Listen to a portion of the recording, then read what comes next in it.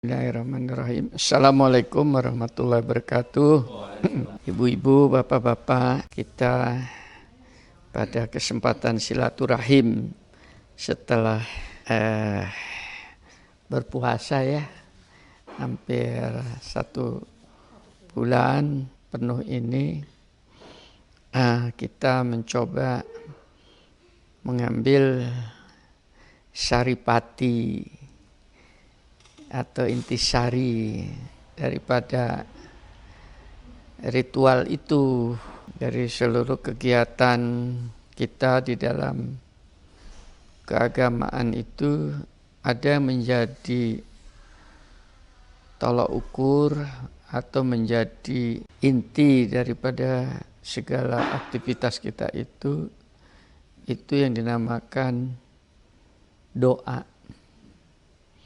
Makanya di dalam syariat disebutkan sungguhnya doa itu adalah induk ya, atau jantung dari semua peribadatan yang kita lakukan. Nah, masalahnya sekarang doa yang bagaimana yang bisa masuk kriterium induk itu tadi, karena hampir di dalam keseharian kita menengok di dalam masyarakat, doa itu sudah dilakukan menjadi sebuah kebiasaan masyarakat umum, baik itu di dalam pengajian-pengajian maupun di dalam upacara-upacara bendera kenegaraan ya.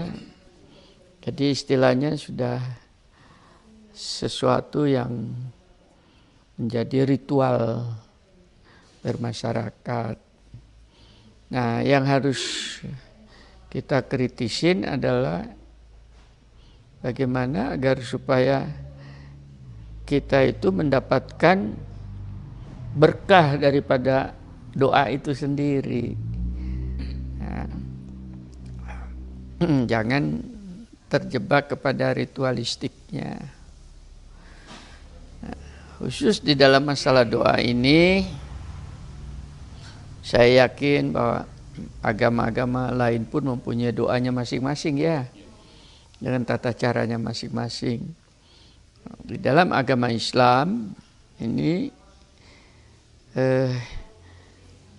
perlu nanti bapak-bapak, ibu-ibu tengok kembali apakah kita sudah paham dengan apa yang dinamakan dengan ritual doa itu tadi secara tepat, secara benar, sehingga bisa memberi azas manfaat bagi diri kita atau orang lain.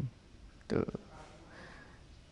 Saya ingin meluruskan ini, mudah-mudahan bermanfaat ya, supaya kita tidak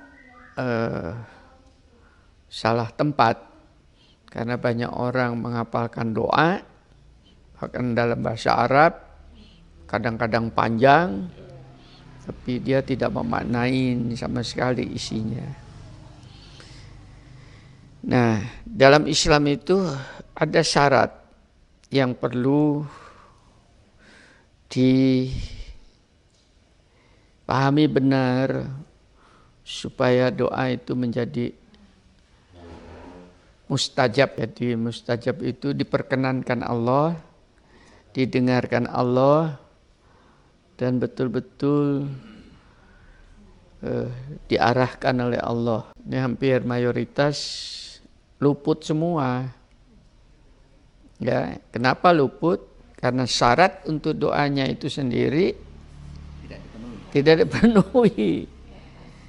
Nah, salah contohnya misalnya syarat daripada sholat harus berwudu, sekalipun rukun dan wajibnya sholat sudah tepat, tapi kalau tidak berwudu maka ya tidak, syariat ngatakan sah ya, Tapi secara hakikat ia belum sholat gitu, karena syarat itu tadi belum dipenuhin. Kan gitu ya. Itu sama juga syarat hukum Islam atau syariat Islam itu berlaku, syaratnya kalau seseorang itu sudah akil balik. Kalau belum akil balik, maka hukum Islam itu tidak berlaku pada yang bersangkutan. Nah, kenapa akil balik? Karena harapannya otaknya sudah jalan, rohaninya sudah jalan, sudah bisa membedakan yang hak dan yang batil. Jadi semua itu ada syarat, persyaratan-persyaratan itu tadi. Syarat untuk masuk perguruan tinggi adalah tamat SMA. Syarat sebagai seorang muslimah yang betul, syaratnya itu adalah pakaian muslimah. Telah akil balik kan, itu syarat saja ya. Untuk bisa membedakan muslim dan tidak. Muslimah itu artinya orang yang sudah menyerah. Nah, syarat di dalam doa juga ada syarat.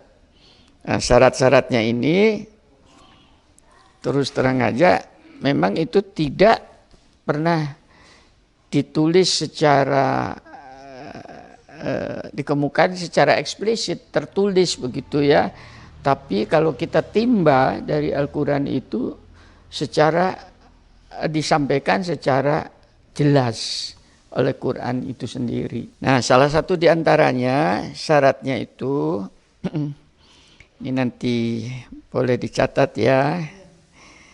Di dalam surat ke-7 ayat 55 Al-Arab itu ayat ke-55. Di situ disebutkan berdoalah kepada Tuhanmu dengan berendah diri. Ya, nah berendah diri itu artinya harga diri kita itu harus dicampakkan bahwa kita ini bukan apa-apa dan bukan siapa-siapa. Jangan karena kita merasa jadi pejabat atau jadi ilmuwan atau jadi apapun, jadi jenderal, tidak ada. Syarat ini kalau tidak terpenuhi, tidak sampai kepada ijabahnya Allah, nggak turun. Itu yang pertama di dalam satu surat ini. Yang kedua, dan suara yang lembut. Tuh.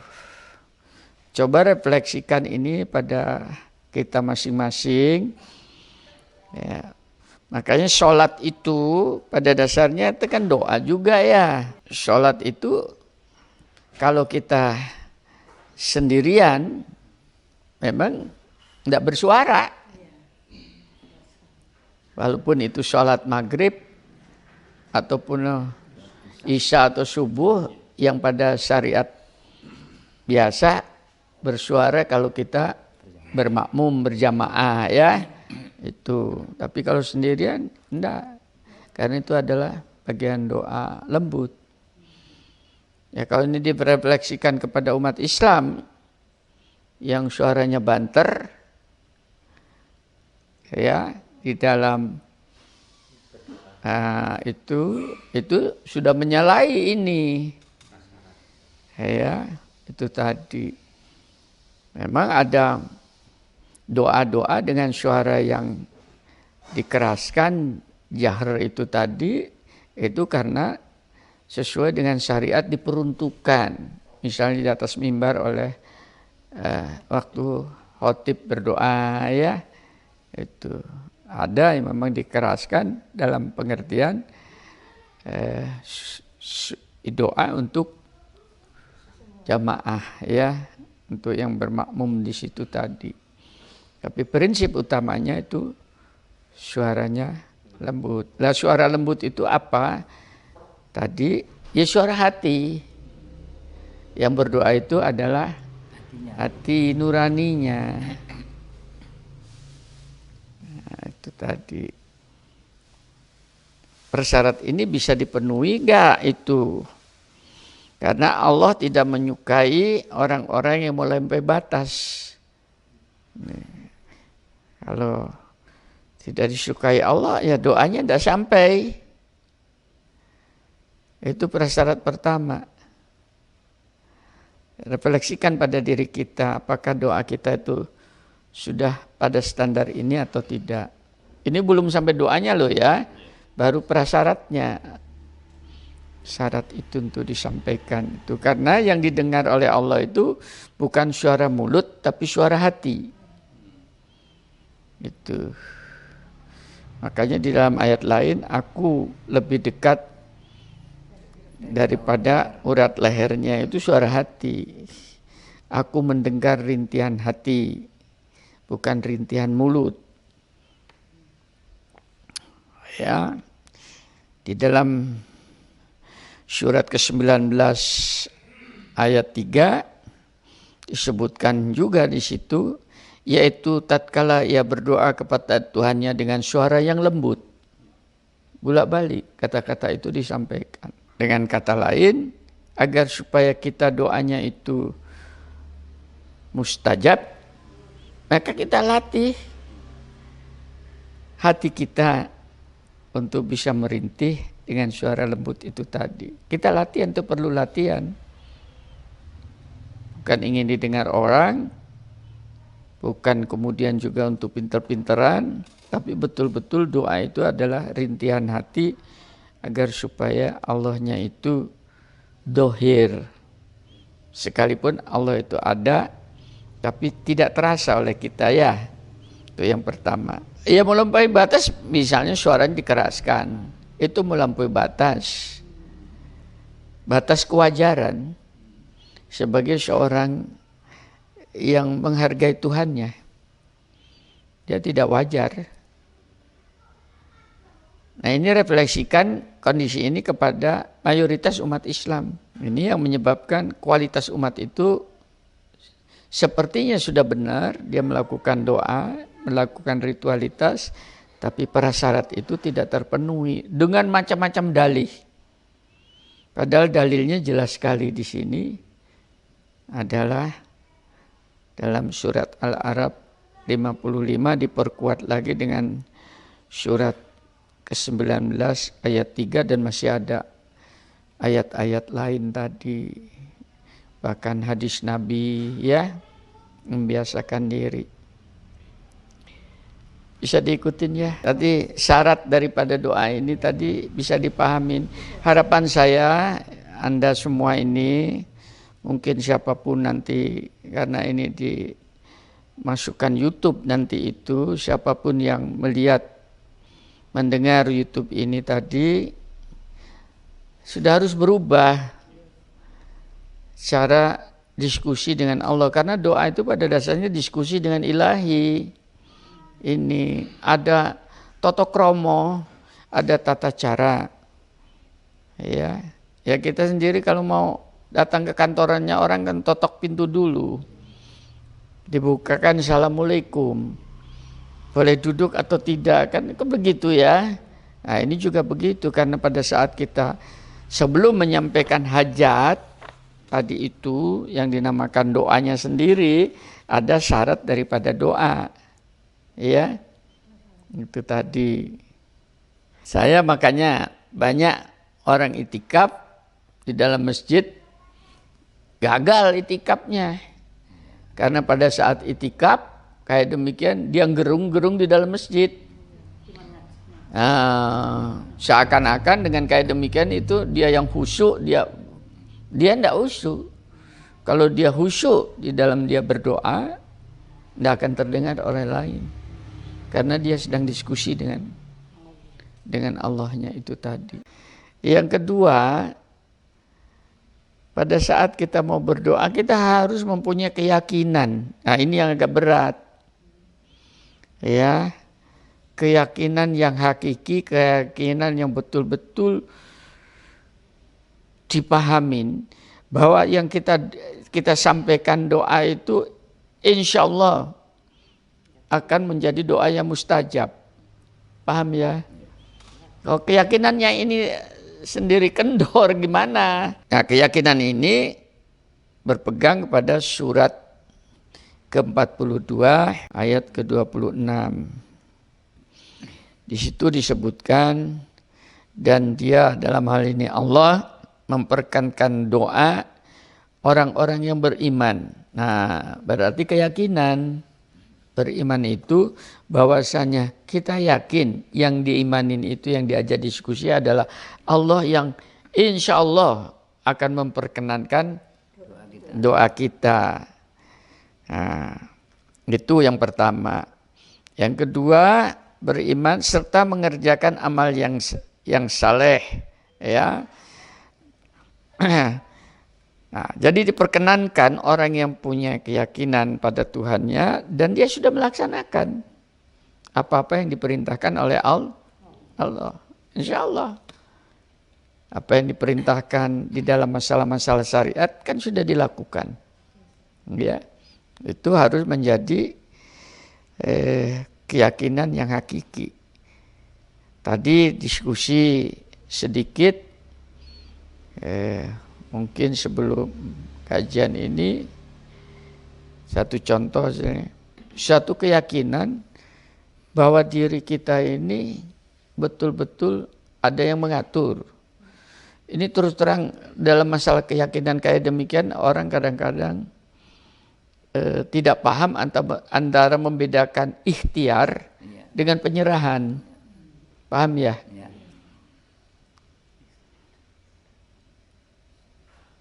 Nah, ikhtiarnya manusia di mana kalau sudah langsung menyerah kepada Tuhan? Nah, ini berarti dia belum punya keyakinan yang hakiki. Karena ikhtiar apapun yang kita lakukan pada dasarnya berada di dalam garis keyakinan itu. Itu dulu. Ikhtiar mencari rezeki supaya mendapatkan rezeki. Kita yakin bahwa Allah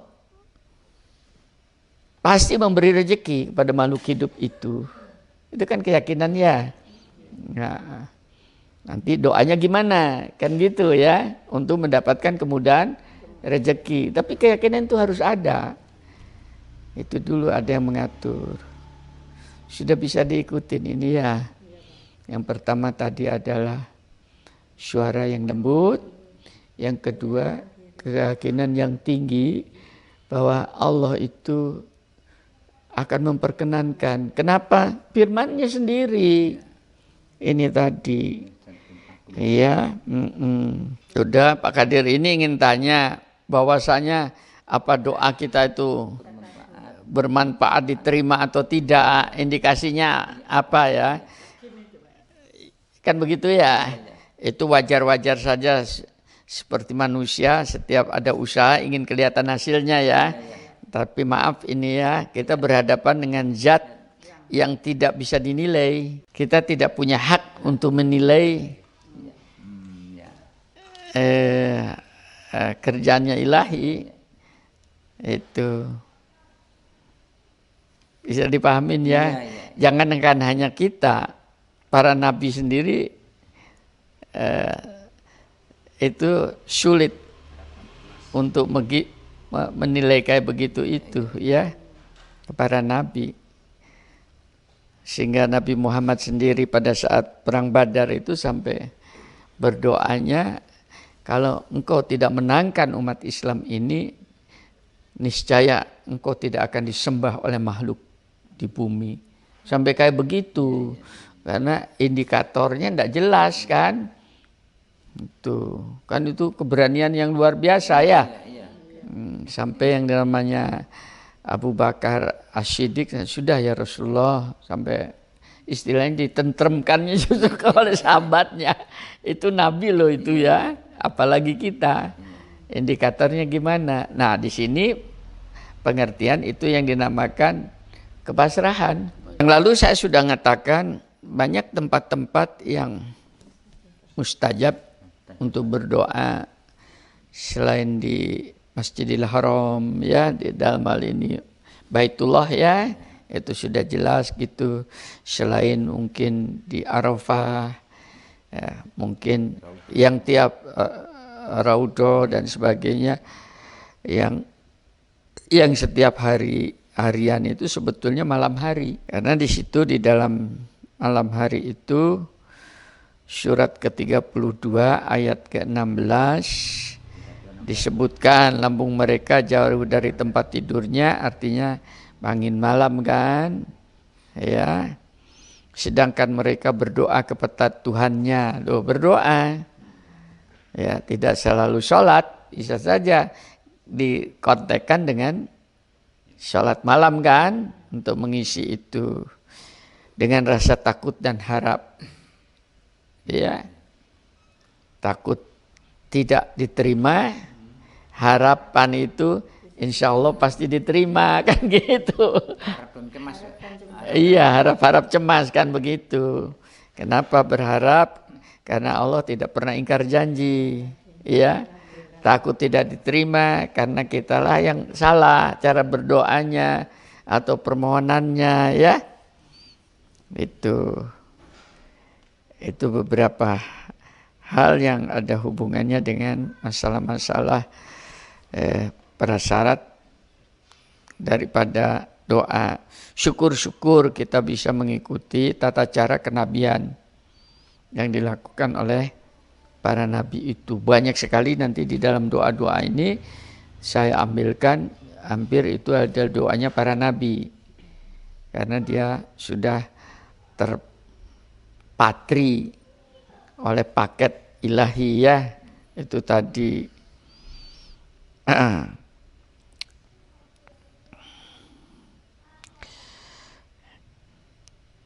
Nah, salah satu di antara yang tata cara para nabi itu tadi tidak boleh diantaranya bersuara keras. Karena mungkin Rasulullah itu berdoa dengan teriak-teriak kan. Tuh. Ya, kalau mau ditanyakan, itu beberapa hal yang berhubungan dengan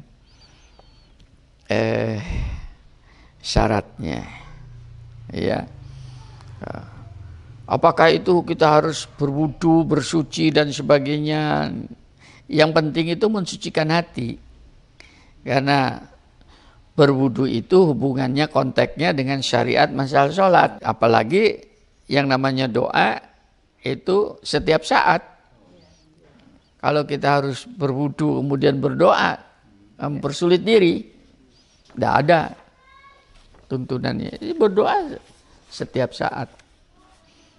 Karena kita dibombardemen dengan problematik kehidupan setiap saat. Nah, sekarang yang pertama yang perlu dijadikan pedoman, ya, berdoa itu pada siapa? Siapapun yang memperhatikan YouTube ini tadi,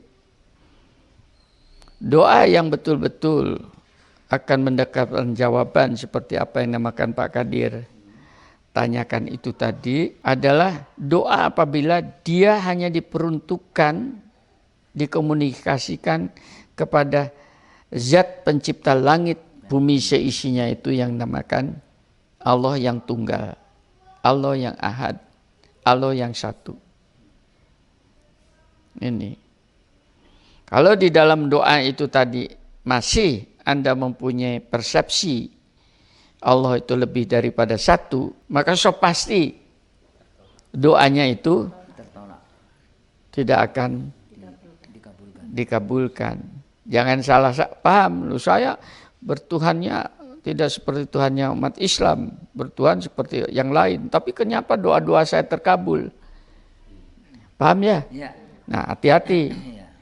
Karena iblis pun bisa membuat manuver. Ya, itu namanya penjerumusan. Ya, jangan menduakan Allah di dalam sehari-harinya. Ini eksplisit sekali. Misalnya disebutkan di dalam surat ke-46 ayat. Dan siapakah yang lebih sesat daripada orang yang menyembah sembahan-sembahan selain Allah? Itu orang sesat. Yang tidak dapat memperkenankan doa. Loh. Ya, jadi doanya tidak akan diperkenankan kalau kita itu menduakan, menigakan atau banyak Tuhan. Tuhan-Tuhan yang disembah itu tidak akan bisa melaksanakan atau mengejawatakan daripada doa-doa yang dimaksud. Tadi berdoa kepada sesembahan selain Tuhan, itu tadi, maka sesembahan itu tidak akan sanggup mewujudkan permohonan tadi itu. Disebutkan di sini, memperkankan doanya sampai hari kiamat. Bok kapan pun gak iso. Ya. Dan mereka lalai dari memperhatikan doa mereka. Jadi tidak akan diperhatikan oleh Tuhan-Tuhannya itu. Memang tidak ada. Nah ini saya minta, apakah umat Islam ada yang berdoa kepada selain Allah? Banyak di dalam praktek masyarakat itu. Di sisi ini saja itu tadi sudah keluar dari tauhidnya. Sehingga yang dinamakan ihdinas syiratal mustaqim, seandainya dia pun sholat seperti itu, Tuhan yang mana? Karena dia menyembah ada Tuhan lain selain Allah itu. Dengan kata lain, kita harus betul-betul di sini, ini pintu masuk kita untuk mengenal Tuhan kita dengan benar. Bahwa itu maha mendengar, maha memperhatikan, maha melihat, dan maha kasih, dan mesti dijawatahkan permohonan kita itu. Karena tidak ada satu benda pun di atas muka bumi ini yang bisa menolong orang lain. Jangan menolongkan orang lain, dirinya sendiri sulit menolong siapapun juga, gitu loh. Ya. Termasuk para nabi, karena yang bisa menolong itu hanya Allah semata itu tadi. Para nabi juga meminta pertolongan kepada Allah. Para nabi hanya memberikan edukatif, pelajaran kepada kita untuk mengarahkan dengan jalan yang sama. Kenapa kita tidak sendiri belajar untuk berdoa kepada ilahinya sendiri? Paham ya? Ya. Saya orang yang kotor, bagaimana saya bisa diterima oleh Allah? Belajar cara berdoa orang yang kotor. Halo? Ada. Iya. Kan gitu ya? Iya. Saya banyak dosa dan belajar doanya orang yang banyak dosa. Kan doa itu macam-macam. Tidak, bukan masalah-masalah kehidupan yang berat dengan variasi yang macam-macam itu. Nah itu yang harusnya dikejar. Lalu saya beritahu, di sini tidak ada. Ada persyaratan doa pakai bahasa Arab dan sebagainya. Karena semua bahasa itu bahasa Allah.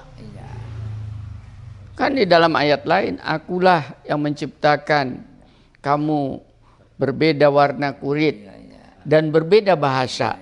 Kan bahasa berarti Allah yang menciptakan. Di dalam bahasa Arab itu karena memang Quran itu diturunkan dalam bahasa Arab, nabinya juga orang Arab. Karena nabi tidak bisa bahasa Indonesia. Apalagi bahasa Madura gak iso. Iya, kalau kita itu berdoa kan, apa keinginan kita yang kita ketahui, kita pahamin, ya itulah yang diketahui Tuhan. Jangan mempersulit keagamaan. Ini Al-Quran itu mengajari orang supaya dia bisa berkeluh kesah dengan Tuhannya, mengenal Tuhannya. Ya harus dikenal dengan bahasanya sendiri, dengan perasaannya itu. Kelembutannya di situ. Ini bukan masalah pintar-pintaran bahasa Arab. Karena orang Arab yang pintar bahasa Arab sendiri belum tentu bisa berdoa. Belum tentu bisa berdoa. Tadi ayatnya sudah disebut, semua bahasa itu Allah yang menciptakan. Nah disinilah di dalam Al-Baqarah 186, dan apabila hambaku bertanya kepadamu tentang aku, maka jawablah bahasanya aku dekat. Aku mengabulkan permohonan orang yang berdoa apabila dia memohon kepadaku, hanya kepadanya, tidak kepada yang lain. Ini sebetulnya peluang untuk mewujudkan hadirnya Allah di dalam segala kehidupan kita, langkah kita. Karena Allah sendiri yang sudah berfirman agar supaya zatnya itu, dohirnya bisa dirasakan oleh kita melalui pintu doa ini. Ya. Maka hendaklah ia memenuhi segala perintahku, salah satu di antaranya jangan keras-keras. Ya, dan ia beriman kepadaku agar mereka selalu berada di dalam jalan yang benar itu, koridor itu tadi. Tolong ini dievaluasi kembali. Makanya dalam berdoa saya tidak berdoa kepada lain, hanya kepada Engkau. Di dalam surat ke-40 ayat 60 Tuhan berfirman, berdoalah kepadaku, niscaya akan kuperkenankan bagimu. Tadi yang saya katakan, ini namanya optimistis. Perkenankan itu kan tadi yang dinamakan disebut sebagai doa yang mustajab yang didengar tadi itu ya, itu kata-kata niscaya ku perkenankan bagimu. Saya melihat ayat-ayat ini tadi ya, banyak sekali ayat-ayat kan, ternyata Allah itu kan memberikan peluang seluas-luasnya untuk kita supaya kita itu bisa berinteraksi dengan beliaunya itu, berbisik hati di dalam segala problematik itu. Kenapa kita tidak pernah memanfaatkan firman ini? Itu tadi. Ini tidak ada hubungannya dengan sholat, tidak ada hubungannya dengan masalah zakat, tidak ada hubungannya dengan peribadatan. Ini keseharian. Di dalam keseharian kita. Itu dulu. Kalau ininya salah, pintu masuknya ini salah, ya sudah. Yang lain tidak bisa.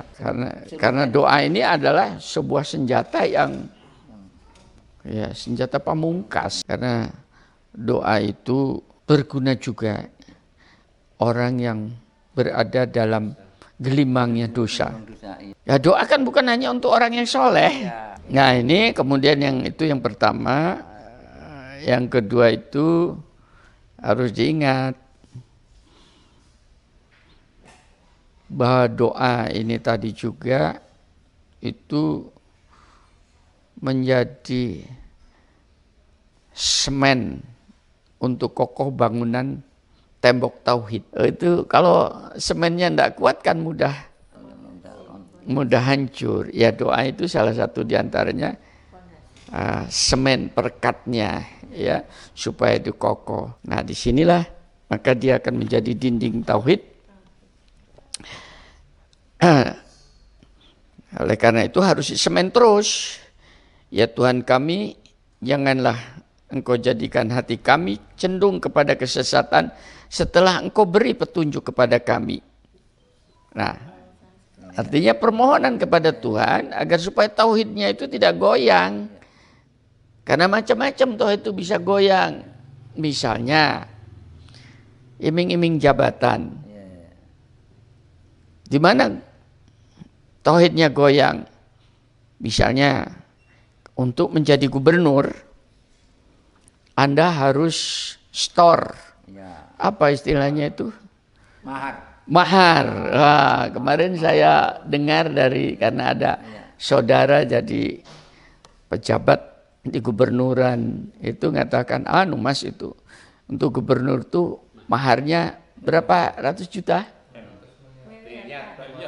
Miliar? 200 miliar. Gubernur. Kalau bupati 30 miliar. Loh, iya ini itu dari pejabat. Karena saya ngomong kepada dia, kenapa Anda peluang untuk dia gubernur kan besar? Karena tidak perlu saya omongkan. Adiknya istri saya lah. Adiknya istri saya. Ya. Peluangnya besar. Waduh Mas, dari mana uang segitu? 200 miliar ya. Itu kan tuh mahar. Nah, Anda bisa bayangkan dari mana uang? Ya itu kan dari sponsor. Loh, sponsor kan berarti ada sesuatu. Nah di sini, lah ini bukan, itu tauhid kita menjadi hancur. Tembok benteng itu menjadi hancur hanya untuk mengejar sebuah jabatan yang 5 tahunan. Kok kita mencapakan diri, tembok nanti tauhid di akhirat juga yang dinamakan Al-Arab itu menjadi hancur. Ya, doa kita tidak akan mustajab lagi, tidak akan didengar orang kayak demikian itu. Ini juga saya ingatkan. Ya, pada para jabat, sudahlah kamu nggak bisa membohongi ilahi ya. Sekalipun mengatakan tidak, itu terlibat dalam sistem itu. Nah, itu kan kalau dari ini yang dinamakan tadi Pak Kadir tanya, istilahnya itu dunia ini kan permainan senda gurau. Nah, orang-orang yang kayak begini, ini yang dipermainkan dunia. Jangan harap itu bisa ketemu Tuhannya. Nah, untuk apa hidup yang sependek ini kemudian digadaikan kepada permainan yang merugikan? Ya, dipikir ulang, ya coba. Tapi orang yang sudah berada di dalam dunia itu, keburukan itu dianggap kebenaran. Saya tahu tidak ada seorang pun di atas muka bumi itu yang tanpa dosa. Adam pun diturunkan ke dunia karena dosa kan, ya. Bayangkan kalau ini tidak diberi kesempatan untuk berdoa dan diterima doanya, ya habis manusia ini. Ya.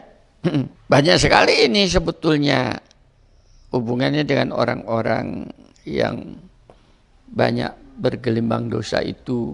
Yang dulu sudah saya katakan, salah satu diantaranya di dalam surat Az-Zumar ayat 53, ya itu surat 39 kalau tidak salah Az-Zumar. Itu, wahai hamba-hambaku yang bergelimangan dengan dosa, kan begitu ya. Jangan kamu berputus asa terhadap Rahman Rahim Tuhan Maghfirah Tuhan itu, karena sungguh amat besar maghfirahnya itu tadi. Lah itu salah satu di antaranya, sampai secara eksplisit disebutkan seperti itu.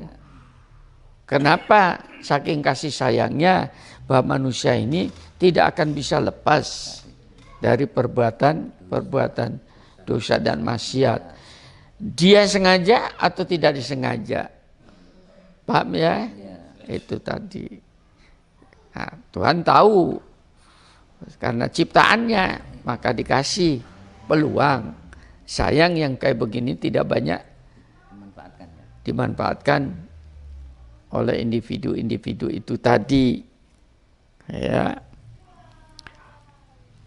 Makanya di dalam surat 3 ayat 16, yaitu orang-orang yang berdoa, ya Tuhan kami, sungguhnya kami telah beriman, maka ampunilah segala dosa kami, pelihara kami dari siksa neraka. Ini kan berarti orang salah.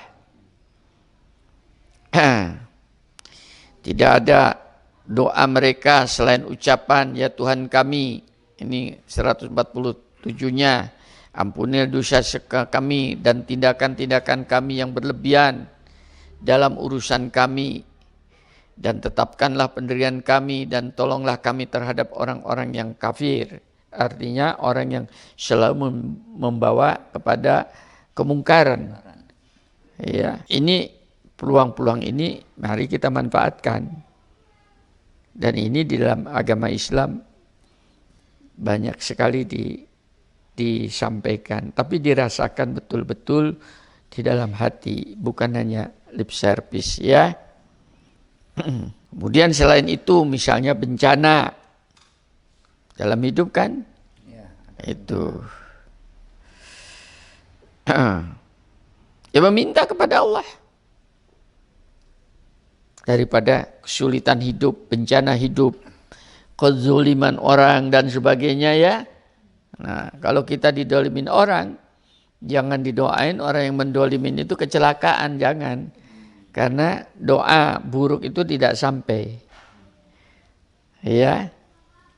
Kalau kita mendoakan yang dolimin itu supaya menjadi orang yang baik, mungkin agak berat ya hati ini ya. Halo, bisa diikutin? Ya. Karena kita tersiksa oleh kedoliman orang ya. Tapi paling tidak minta perlindungan. Iya, lindungi aku dari kedoliman orang ini. Iya. Nah, kalau sudah dilindungi oleh Allah, maka urusan kedoliman orang itu tadi akan diberasi oleh Allah. Bukan urusan kita. Bisa diikutin ya. Karena kita mendoakan agar supaya itu juga berat tadi. Tadi ada ibu bagaimana dengan anak cucu. Ya didoain. Di dalam agama seperti itu. Ya. Anak cucuku itu jadikanlah pendingin mata, penyejuk hati. Ya. Nah, kalau syukur-syukur jadilah menjadi buah tutur yang baik di dalam masyarakat.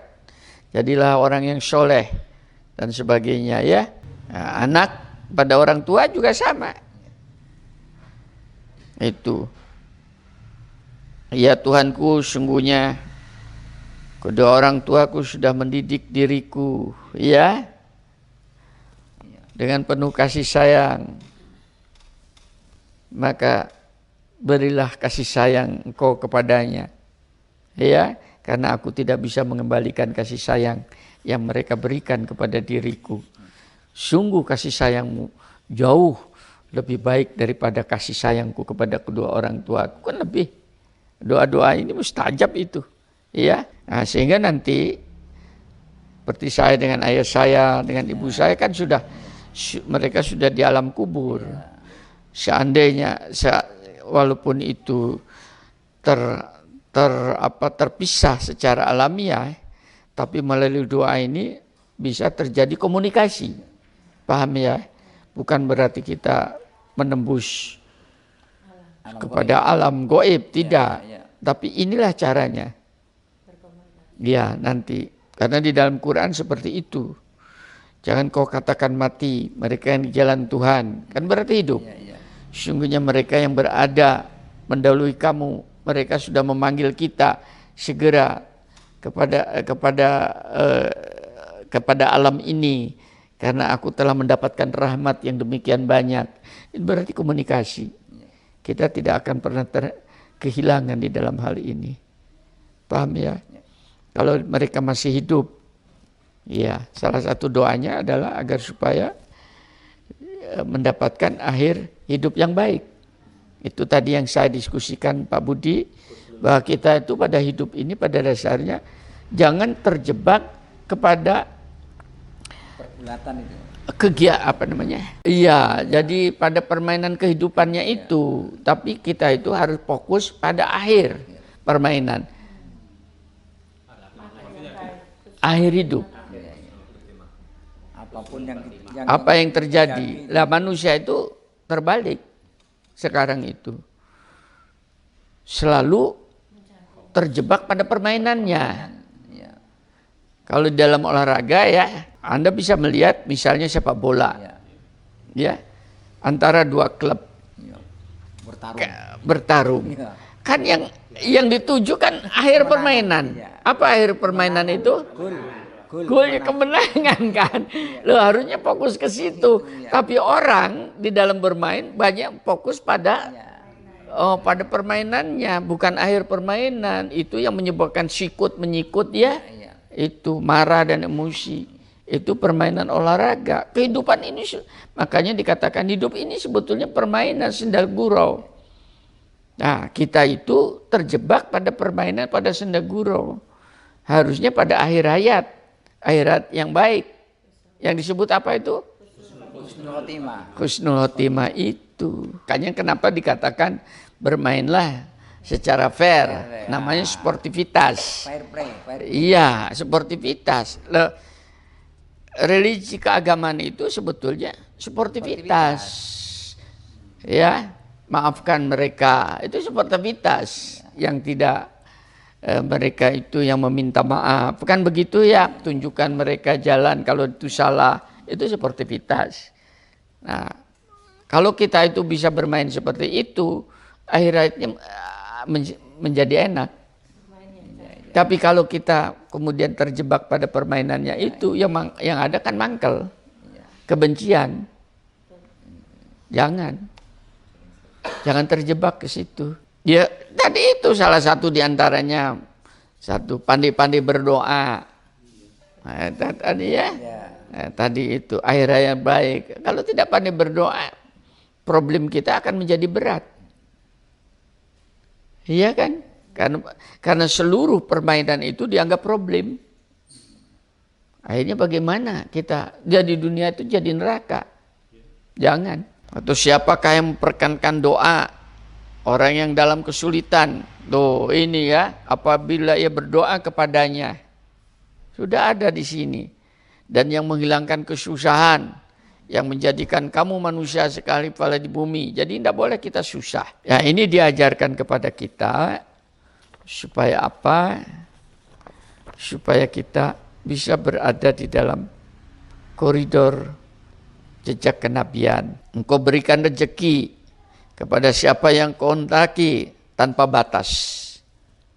Ya, masukkan aku termasuk orang-orang yang kau hendaki dengan rezeki yang tanpa batas. Dengan kata lain, pengertian ini memberikan kesempatan kepada kita agar supaya hatiku tidak menjadi sempit karena kesulitan rezeki.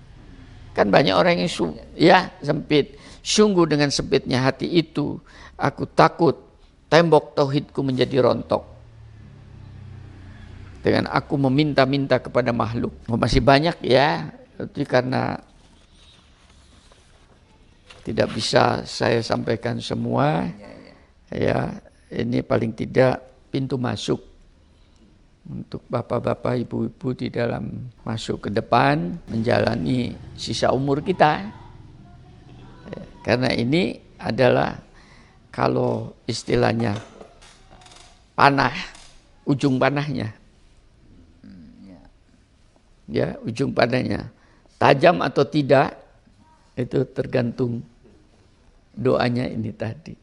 Ya, karena apakah itu sholat, di situ ada bacaan yang paling utama antara ihdinas siratal mustaqim itu kan doa ya.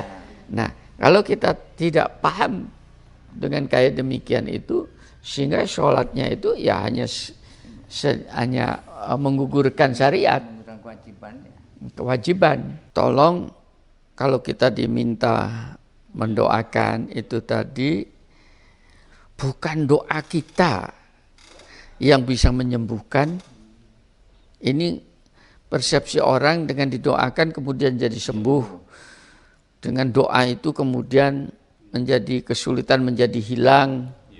Ya, dengan doa itu kemudian menjadi macamnya derajatnya kemudian jadi pejabat, dan ini kekeliruan persepsi orang.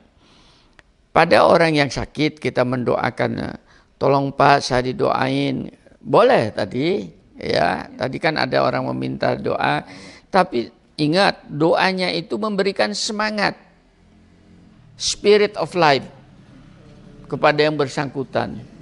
Jangan sampai yang bersangkutan itu putus asa. Karena orang yang sudah sakit itu kondisinya kadang-kadang sudah betul-betul di dalam keadaan kemana lagi aku berlindung. Paham ya? Tapi dalam hal ini memberikan semangat hidup kepada yang bersangkutan. Seperti kemarin saya datang ke teman saya, seusia saya.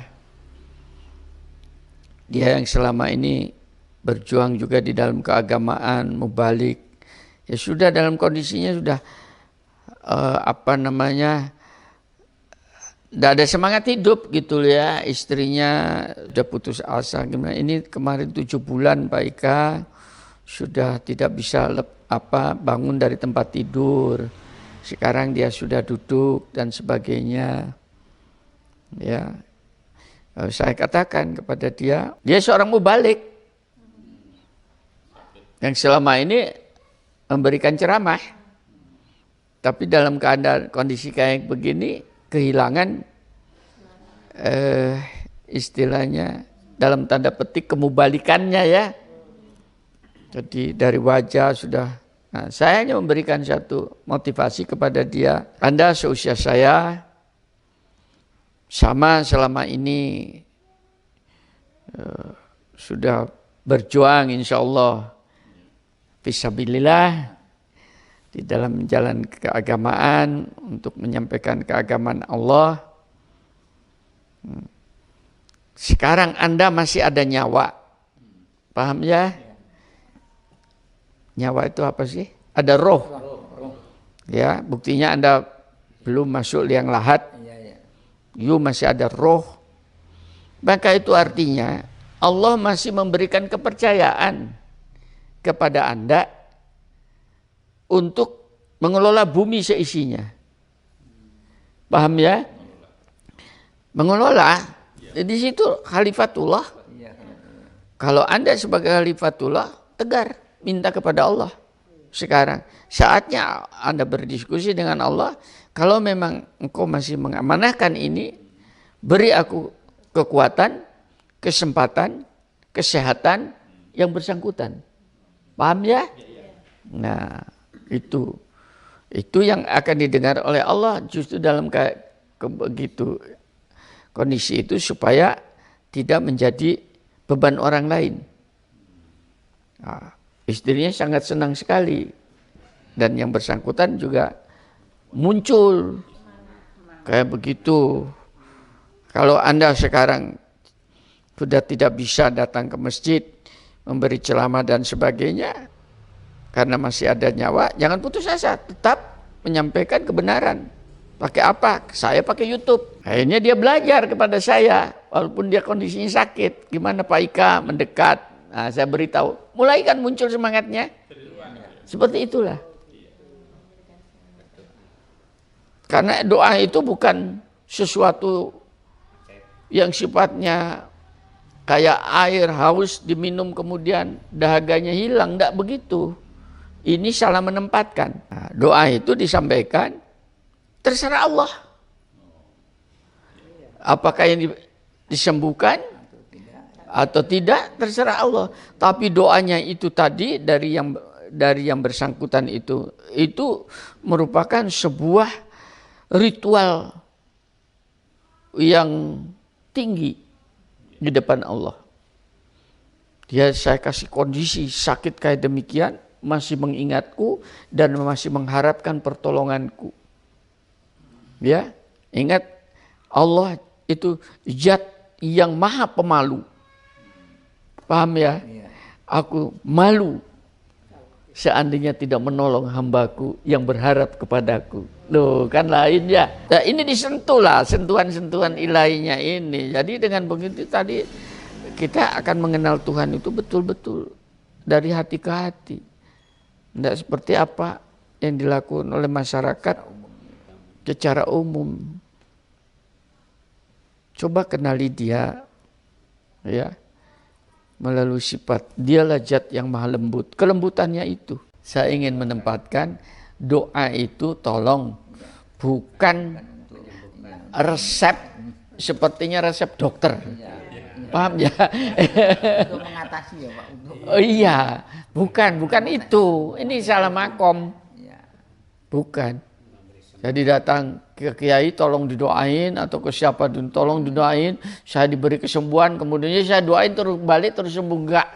Tidak seperti itu. Kalau seperti itu akhirnya dijual belikan itu tadi. Agama itu mengajarin setiap individu untuk bisa berkomunikasi dengan Tuhannya. Ya, ini pertanyaan bagus, Mas Bagus. Ini apa yang kita minta kepada Ilahi, gitu kan ya, dalam kehidupan itu.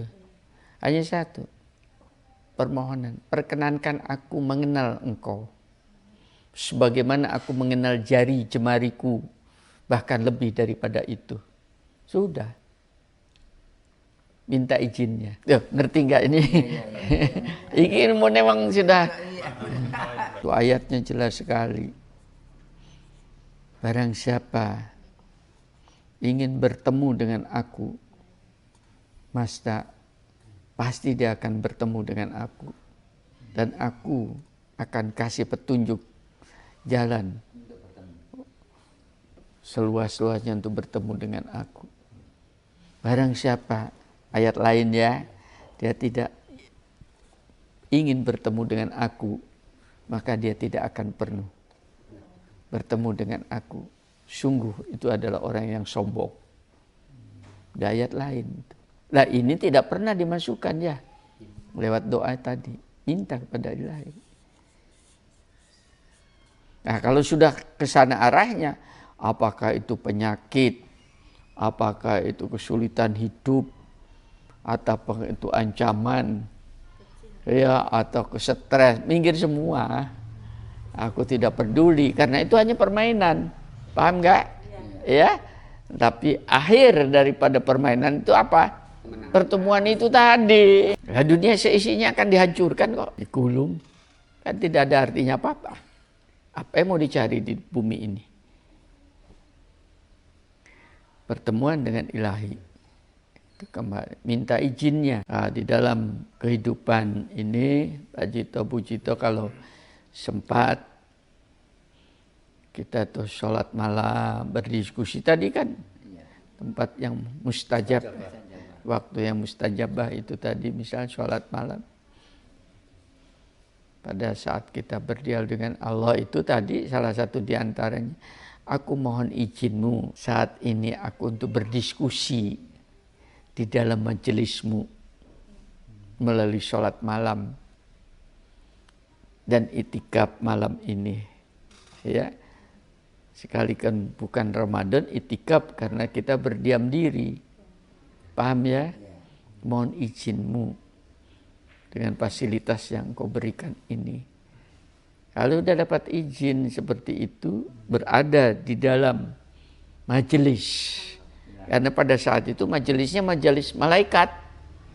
Malaikat Rahman Rahim. Ya, yang kerjanya hanya memuji Tuhan. Nah, kita berada di situ. Tuh. Permohonanmu aku perkenankan. Taubatmu aku ampunin. Ya. Segala keinginanmu.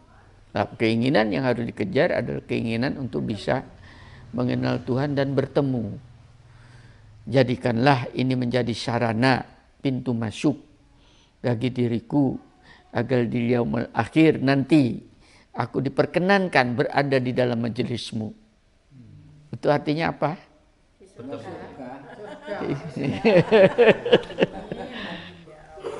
Kan gitu ya? Iya. Coba sentuhan-sentuhan itu tadi. Emang lembut. Kelembutan itu. Nah, kelembutan itu terjadi kalau Bapak Ibu membiasakan diri tidak terjebak oleh permainan. Permainan di mana kita itu terbawa arus itu tadi. Jangan pusing oleh arusnya itu tadi. Tujuan akhirnya itu. Bagaimana kita menjadi orang yang meninggalkan bumi ini di dalam keadaan ridhonya tadi. Yang disebut dengan husnul khotimah itu tadi. Nah, Ibu Bapak yang jauh sampai berapa 4 jam ya ke sini tadi. Itu tadi ya, kalau lihat permainannya itu kan permainan 4 jam kan capek kan? Melelahkan. Melelahkan kan? Tapi kalau lihat daripada hasil sebagai investasi bahwa kita berada di dalam suatu majelis taklim, majelis keilmuan, dan itu majelis yang paling diberkatin Allah, lain ceritanya. Bahwa masih bersusah payah, saya akan datang. Hidup ini permainan. Kenapa harus susah dengan permainan? Ikutin aja irama itu. Nah, nanti kalau Anda sudah bisa sampai dalam keadaan makom kayak begitu, dibalik nanti. Bukan saya yang dipermainkan, tapi dunia seisinya saya yang mempermainkan. Itu yang saya sebut sebagai apa itu namanya? Yang membuat skenario, sutradara. Itu yang dinamakan khalifatullah itu di situ, sutradara. Karena seluruh mandat sudah diberikan kepada setiap individu. Bapak, Ibu dan sebagainya. Sudah, silakan. Aku ridho. Jadilah kamu sutradara di atas muka bumi ini. Dan seperti itulah. Ya. Karena hati-hati untuk bermain kepada mengenal Tuhan dan sebagainya itu, semakin ingin mendekati pada Tuhan, arus permainannya semakin berat. Tidak ada seorang nabi pun di atas muka bumi yang tidak diuji dan ujiannya itu melebihi beratnya ujian seluruh umat yang dipikul pada saat itu. Berat. Misalnya sekarang bukan Bu, misalnya sekarang Nabi Musa, ya, Nabi hebat ya. Seluruh problematik kehidupan umatnya yang dia bina itu, problematik Bani Israel yang dia bawa itu tadi, beratnya itu masih berat problematiknya Nabi Musa. Nabi Muhammad, seluruh problematik umat manusia seisinya, ini karena misinya sampai kiamat kan, seluruh itu tadi lebih berat daripada problematik Nabi Muhammad itu sendiri. Jadi misalnya problem Pak Gito, Bu Gatot, Pak Kadir, saya, Pak Budi, seluruh itu digabung, mulai dari zaman Nabi Muhammad sampai digabung jadi dengan problem Nabi Muhammad itu tadi berat ini. Di mana letak beratnya? Karena dia akan ditanya tentang tanggung jawabnya. Sehingga seandainya ditanya setiap nabi, maukah kamu menyampaikan ini? Begitu lihat problem tidak akan seorang manusia pun yang sanggup. Paham ya? Gitu. Itulah kenapa disampaikan gunung-gunung menolak. Bumi-bumi menolak. Untuk tanggung jawab beban itu tadi.